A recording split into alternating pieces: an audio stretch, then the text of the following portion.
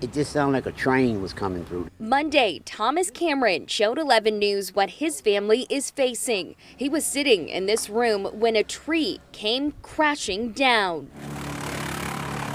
The tree crushed the family's 3 vehicles, left a hole in their roof where you can see that big blue tarp is now.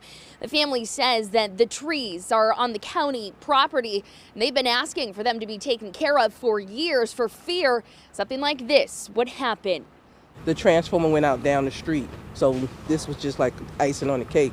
At one point, 118,000 customers were without power across the area. I doubled up the blanket and I did like this until it just got so bad this morning. I said, let me start calling people. In Northeast Baltimore, Deborah Hart went all night without heat. She had to throw out groceries, now hoping her refrigerated medications are still usable. She's one of many frustrated with the situation. Winter events are particularly challenging because a lot of people, especially as it gets colder, doesn't have heat. BGE tells 11 News crews are deployed across central Maryland to fix electric equipment damaged by the strong winds.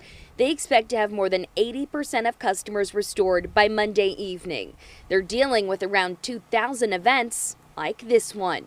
Typically, with a storm that you would expect in the winter, you're talking about several hundred, but now we're talking about a couple thousand. So we still have a lot of work in front of us. With the level of damage, BGE likely won't have everyone fully restored until the end of Wednesday. In Pikesville, I'm Tommy Clark, WBAL TV 11 News.